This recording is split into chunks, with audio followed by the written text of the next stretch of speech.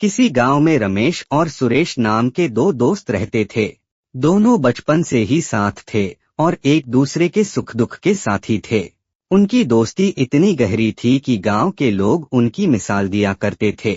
दोनों हर काम साथ करते, चाहे खेत में काम हो, पढ़ाई हो या जीवन की चुनौतियां। एक दिन गांव में एक बड़ी समस्या आ गई। गांव के पास एक जंगल था, जहां से जंगली जानवरों के आने की खबरें आने लगीं।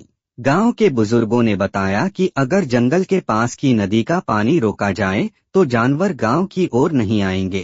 रमेश और सुरेश ने इस चुनौती को स्वीकार किया। वे दोनों जंगल में गए और नदी के पास एक मजबूत बांध बनाने की योजना बनाई। जंगल का रास्ता खतरनाक था, लेकिन दोनों ने हिम्मत नहीं हारी। वे साथ में हर खतरे का सामना करते गए। एक दिन जब वे बांध बनाने में जुटे थे, अचानक एक जंगली भालू आ गया। भालू को देखकर सुरेश डर गया और एक पेड़ पर चढ़ गया। रमेश वहीं खड़ा रह गया, क्योंकि उसे पेड़ पर चढ़ना नहीं आता था। भालू धीरे धीरे रमेश के पास आने लगा। सुरेश ने चिल्लाकर कहा, कोट, भालू मरे हुए इंसान को नुकसान नहीं पहुंचाते। तुम जमीन पर गिरकर सांस रोक लो, वह तुम्हें छोड़ देगा। रमेश ने सुरेश की बात मानी और जमीन पर गिरकर सांस रोक ली। भालू उसके पास आया, उसे सूंघा और वहां से चला गया।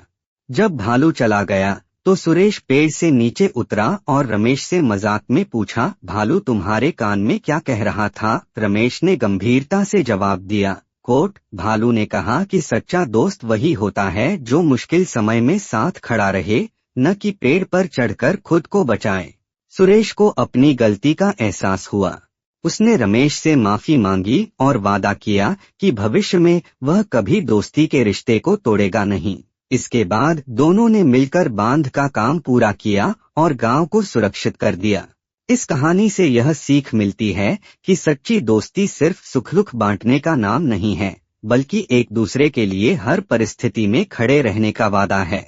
दोस्ती में स्वार्थ के लिए जगह नहीं होती। सच्चा दोस्त वही है जो आपके साथ हर चुनौती में डटकर खड़ा रहे, चाहे परिस्थिति कितनी भी कठिन क्यों न हो।